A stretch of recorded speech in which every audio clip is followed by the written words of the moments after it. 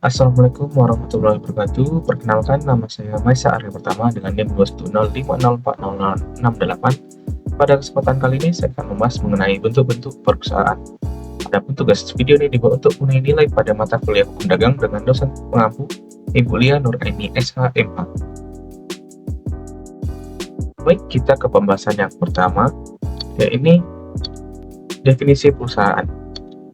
Mengenai mendefinisikan perusahaan jika secara terus-menerus bertindak keluar untuk memperoleh penghasilan dengan menggunakan atau menyerahkan barang-barang atau mengadakan perjanjian perdagangan. Lalu menurut Pollack, menambahkan dalam perusahaan menurut Mallinckrodt dengan keharusan melakukan pembukuan. Sedangkan menurut pemerintah Belanda, perusahaan adalah apabila pihak berkepentingan bertindak secara tidak terputus serta terang-terangan dan dalam kedudukan tertentu untuk memperoleh laba bagi dirinya sendiri. Dengan demikian, berdasarkan definisi di atas, suatu perusahaan harus memiliki unsur-unsur sebagai berikut. Yang pertama, adanya kegiatan produksi yang bersifat tetap dan berlangsung secara terus-menerus. Kedua, dijalankan secara terang-terangan. Ketiga, diadakan pembukuan untuk transparansi keuangan dan pemungutan pajak. Keempat, bertujuan mencari laba atau keuntungan. Dan yang terakhir, ada bentuk usaha yang jelas seperti siapa pemilik perusahaan dan berbadan hukum atau tidak. Bentuk-bentuk perusahaan di Indonesia sendiri, bentuk perusahaan terbagi menjadi 3 macam bentuk. Yang pertama, berdasarkan pengaturannya. 1. Ada bentuk perusahaan yang diatur di dalam KUH Perdata, yaitu perseroan atau masyab. Kedua, bentuk perusahaan yang diatur dalam KUHD. Ada perseroan firma, perseroan komanditer, dan perseroan terbatas. Lalu yang ketiga, ada bentuk perusahaan yang diatur di luar KUHD atau peraturan khusus. Ada perusahaan negara atau persero atau perum ataupun perjan. Lalu kedua ada koperasi. Bentuk perusahaan yang kedua ada berdasarkan hukum. Yang pertama perseroan, kedua perseroan terbatas atau PT, ketiga badan usaha milik negara yang terdiri dari perusahaan perseroan, perusahaan perseroan terbuka, dan perusahaan umum atau perum. Dan yang keempat ada koperasi. Lalu ada bentuk perusahaan tidak berbadan hukum. Ada perseroan komanditer dan yang kedua ada firma. Perseroan atau masyab. Dasar hukumnya, perseroan diatur di dalam KUH Perdata Kitab 3 Bab 8 Pasal 1618 hingga Pasal 1652. Adapun definisinya, menurut Pasal 618 KUH Perdata, perseroan adalah suatu persetujuan dengan mana dua orang atau lebih mengikatkan diri untuk memasukkan sesuatu dalam persekutuan dengan maksud untuk membagi keuntungan yang terjadi karenanya. Adapun ketentuan atau maksud dalam perseroan, yang pertama harus bersifat kebendaan, kedua untuk memperoleh keuntungan, ketiga keuntungan itu harus dibagi antara para anggotanya, yang keempat harus mempunyai sifat baik dan dapat diizinkan. Pendirian perseroan dapat diucapkan secara lisan berdasarkan suatu akta pendirian yang mana dilakukan oleh notaris. Para anggota perseroan biasanya mengatur segala sesuatu atas dasar persetujuan yang mana berisi: pertama, bagian yang harus dimasukkan oleh tiap-tiap peserta dalam perseroan, kedua cara bekerja, ketiga pembagian keuntungan, keempat cara kerjasama, kelima lamanya waktu, dan yang keenam hal-hal lain yang dianggap perlu. Secara mutlak modal perseroan telah diatur dalam pasal 1618 KUH Perdata yang mana berbunyi, persekutuan adalah persetujuan dengan mana dua orang atau lebih mengikatkan diri untuk memasukkan sesuatu ke dalam persekutuan dengan maksud membagi keuntungan yang diperoleh karenanya. Berakhirnya perseroan telah disebutkan di dalam pasal 1646 KUH Perdata, yakni pertama, dengan lewatnya waktu perseroan sebagaimana yang telah diadakan. Kedua, dengan musnahnya barang atau diselesaikannya perbuatan yang menjadi pokok perseroan. Ketiga, atas kehendak semata-mata dari beberapa orang lain atau seorang persero. Yang keempat, jika salah seorang persero meninggal atau ditaruh di bawah pengampunan atau dinyatakan pailit. Lantas, bagaimana cara pembagian harta perseroan dalam para anggotanya? Yang pertama, setiap anggota mengambil kembali setiap harta persero sebanyak jumlah yang disetorkan semula. Kedua, sisa harta yang merupakan laba dibagikan menurut ketentuan undang-undang. Dan yang ketiga, apabila perseroan mengalami kerugian itu ditanggung oleh para anggotanya menurut ketentuan yang diterapkan dalam perjanjian. perseroan firma atau FA/POS. Dasar hukumnya, ya ini diatur dalam pasal 16 hingga pasal 35 KUHD. Definisinya, firma adalah tiap-tiap perseroan perdata yang didirikan untuk menjalankan perusahaan dengan nama bersama. Ciri-cirinya yang pertama ada menyelenggarakan perusahaan, kedua mempunyai nama bersama, ketiga adanya tanggung jawab renteng atau tanggung jawab menanggung, keempat pada dasarnya tiap-tiap persero dapat mengikat firma dengan pihak ketiga. Lantas bagaimana penggunaan nama dalam firma? Yang pertama menggunakan nama seorang sekutu, misal FA Burhan. Lalu yang kedua menggunakan seseorang sekutu dengan tambahan menunjukkan anggota keluarganya, seperti firma Thomas and Friend. Ketiga, menggunakan himpunan nama semua sekutu secara singkatan, misalnya FA Sofa atau kepanjangannya adalah Sofia dan Fania. Keempat, menggunakan nama bidang usaha perusahaan, misalnya firma nasi kucing. Yang kelima, menggunakan nama lain, misalnya firma sejahtera. Adapun pendirian firma telah diatur dalam pasal 22 KUHD. Disebutkan bahwa tiap-tiap perseroan firma harus didirikan dengan akta autentik, akan tetapi ketiadaan akta yang demikian tidak dapat dikemukakan untuk merugikan pihak ketiga. Pendaftaran firma telah diatur dalam pasal 23 KUHD yang dijelaskan bahwa para persero firma diharuskan mendaftarkan atas tersebut dalam register yang disediakan untuk itu di kepaniteraan pengadilan negeri yang dalam daerah hukumnya perseroan mereka bertempat kedudukan. Yang perlu digarisbawahi, yang perlu didasarkan di sini adalah ikhtisar pendirian firma. Maka dari itu, selama pendaftaran dan pengumuman firma belum dilaksanakan, firma akan dianggap sebagai satu perseroan umum, dua didirikan untuk waktu yang tidak terbatas, dan yang ketiga seolah-olah tidak ada orang persero pun dikecualikan dari hak bertindak, melakukan perbuatan hukum dan menandatangani firma. Lantas bagaimana berakhirnya firma? Yang pertama, apabila jangka waktu yang ditetapkan dalam anggaran dasar telah berakhir, atau sebelum berakhirnya jangka waktu yang ditetapkan dalam anggaran dasar akibat pengunduran diri ataupun pemberhentian sekutu. Perseroan komanditer. Definisinya telah diatur dalam pasal 19 KUHD, yaitu sebagai perseroan yang menjalankan suatu perusahaan yang dibentuk antara satu atau beberapa orang persero yang secara langsung bertanggung jawab untuk seluruhnya satu pihak dan satu orang lebih sebagai pelepas uang pada pihak lain. Persekutuan komanditer mempunyai dua macam sekutu. Yang pertama sekutu komplementer, yakni sekutu aktif yang menjadi pengurus persekutuan. Lalu yang kedua ada sekutu komanditer, yakni sekutu pasif yang tidak ikut campur mengurus persekutuan.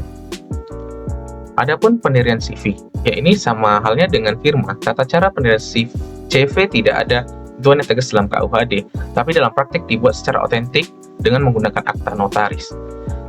CV didirikan dengan pembuktian anggaran dasar yang dituangkan dalam akta pendirian yang dibuat di muka notaris. Akta pendirian kemudian didaftarkan di kepaniteraan pengadilan negeri setempat. Akta pendirian yang sudah didaftarkan itu kemudian diumumkan dalam tambahan berita negara. Adapun jenis-jenis CV, yang pertama CV diam-diam, kedua CV terang-terangan, dan yang ketiga CV dengan saham. Lantas bagaimana berakhirnya CV? Yang pertama, berakhirnya jangka waktu yang ditentukan dalam anggaran dasar. Kedua, sebelum berakhir jangka waktu yang ditentukan akibat pengunduran diri atau pemberhentian sekutu. Ketiga, akibat perubahan anggaran dasar. Dan yang keempat, dengan demikian ketentuan pasal 1646 hingga 1652 KUH Perdata dan pasal KUHD dapat berlaku juga. Perseroan terbatas atau PT. Definisinya telah tertuang dalam pasal 1 ayat 1 Undang-Undang Nomor 40 Tahun 2007 bahwa perseroan terbatas adalah suatu badan hukum yang merupakan persekutuan modal, berdiri berdasarkan perjanjian, melakukan kegiatan usaha dengan modal awal yang seluruhnya terbagi dalam saham dan memenuhi persyaratan yang telah ditetapkan dalam undang-undang serta pelaksanaannya. Lantas apa dasar hukum perseroan terbatas? Dasar hukumnya yakni Undang-Undang Nomor 42, Undang-Undang Nomor 40 Tahun 2007 tentang perseroan terbatas. Pendirian perseroan terbatas diatur dalam pasal 7 ayat 1 Undang-Undang Nomor 40 Tahun 2007. Yakni, perseroan didirikan oleh 2 orang atau lebih dengan akta notaris yang dibuat dalam bahasa Indonesia. Lalu juga diatur dalam pasal 7 ayat 2, yakni setiap pendiri-pendiri perseroan wajib mengambil bagian saham pada saat perseroan didirikan. Pendirian perseroan terbatas. Yang pertama, syarat material. Diatur dalam pasal 31, 32, dan 33 Undang-Undang Perseroan Terbatas. Yang pertama, ada modal dasar perseroan terdiri atas seluruh nilai nominal saham. 2 saham dapat atas nama atau petunjuk. Ketiga, modal dasar paling sedikit 50 juta rupiah. Maksud saya 50 miliar rupiah. Lalu yang keempat, modal terbagi dalam nominal saham. Yang kelima, 25% modal harus ditempatkan di setor penuh. Pembubaran perseroan terbatas dapat terjadi karena hal-hal sebagai berikut yang mana telah diatur dalam pasal 142 Undang-Undang PT. Pertama, ada keputusan rapat umum pemegang saham. Kedua, jangka waktu berdirinya perseroan terbatas yang ditetapkan dalam anggaran dasar sudah berakhir. Ketiga, penetapan pengadilan. Keempat, terjadinya kepailitan. Dan yang kelima, dicabutnya izin usaha. Adapun macam-macam PT. Yang pertama, PT tertutup. Ya, ini perseroan terbatas yang modal berasal dari kalangan tertentu. Misalnya pemegang sahamnya hanya kerabat dan keluarga saja, atau kalangan terbatas dan tidak dijual kepada umum. Yang kedua, PT terbuka adalah perseroan terbatas yang menjual sahamnya kepada masyarakat melalui pasar modal, atau dikenal istilah dengan go publik. Yang ketiga, ada PT kosong. Ya, ini perseroan yang terbatas yang sudah aktif menjalankan usahanya dan hanya namanya saja. Badan Usaha Milik Negara atau BUMN. Dasar hukumnya, yang pertama ada Peraturan Pemerintah Pengganti Undang-Undang Nomor 19 Tahun 1960 tentang Perusahaan Negara. Namun pada tahun 2003 terjadi perubahan yang mana BUMN kini telah diatur dalam Undang-Undang Nomor 19 Tahun 2003 tentang Badan Usaha Milik Negara atau BUMN. BUMN sendiri didefinisikan sebagai badan usaha yang seluruh atau sebagian besar modalnya dimiliki negara melalui penyertaan secara langsung yang berasal dari kekayaan negara yang dipisahkan. Adapun tujuan BUMN, yang pertama, memberikan sumbangan bagi perkembangan perekonomian nasional pada umumnya dan penerimaan negara pada khususnya. Kedua, mengejar keuntungan. Ketiga, menyelenggarakan kepentingan umum berupa penyediaan barang dan jasa yang bermutu tinggi dan memadai bagi pemenuhan hajat hidup orang banyak. Yang keempat, menjadi perintis kegiatan usaha yang belum dapat dilaksanakan oleh sektor swasta ataupun korporasi. Dan yang kelima, aktif memberikan bimbingan dan bantuan kepada pengusaha golongan ekonomi lemah, koperasi, dan masyarakat. Adapun bentuk-bentuk BUMN, yang pertama, perusahaan perseroan atau persero. Kedua, perusahaan perseroan terbuka. Dan yang ketiga, perusahaan umum atau perum. Bentuk-bentuk BUMN. Yang pertama, perusahaan perseroan atau persero. Perusahaan perseroan atau persero adalah BUMN yang berbentuk perseroan terbatas yang modalnya terbagi dalam saham yang seluruh atau paling sedikit 51% sahamnya dimiliki oleh negara Republik Indonesia yang tujuannya mengejar keuntungan. Contohnya seperti PT Pelni, PT Pos, dan juga PT KAI. Kedua, perusahaan perseroan terbuka. Perusahaan perseroan terbuka adalah perseroan yang modal dan jumlah pemegang sahamnya memenuhi kriteria tertentu, atau persero yang melakukan penawaran umum sesuai dengan peraturan perundang-undangan di bidang pasar modal. Contohnya seperti Bank BRI, Bank Mandiri, dan juga Garuda Indonesia. Lalu ada perusahaan umum atau perum. Perusahaan umum atau perum adalah BUMN yang seluruh modalnya dimiliki negara dan tidak terbagi atas saham yang bertujuan untuk kemanfaatan umum berupa penyediaan barang dan atau jasa yang bermutu tinggi dan sekaligus mengejar keuntungan berdasarkan prinsip pengelolaan perusahaan. Contohnya seperti Perum Damri, Perum Perhutani, ataupun Perum Bulog. Yang terakhir, koperasi. Dasar hukumnya yaitu Undang-Undang Nomor 25 Tahun 1992 tentang perkoperasian. Adapun definisinya, kata koperasi berasal dari bahasa Inggris cooperation dan bahasa Belanda coöperatie, yang artinya kerjasama yang terjadi di antara beberapa orang untuk mencapai tujuan yang sulit dicapai secara perseorangan.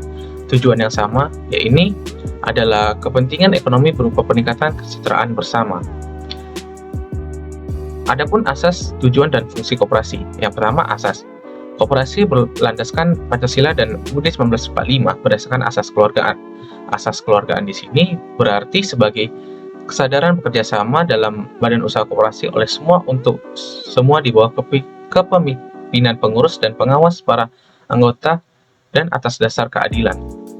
Adapun tujuan dan fungsi koperasi, ya ini sebagaimana diatur dalam pasal 3 Undang-Undang Nomor 25 Tahun 1992 adalah untuk memajukan kesejahteraan anggota pada khususnya dan masyarakat pada umumnya, serta ikut membangun tatanan perekonomian nasional dalam rangka mewujudkan masyarakat yang maju, adil, dan makmur dan berlandaskan Pancasila dan Undang-Undang Dasar 1945.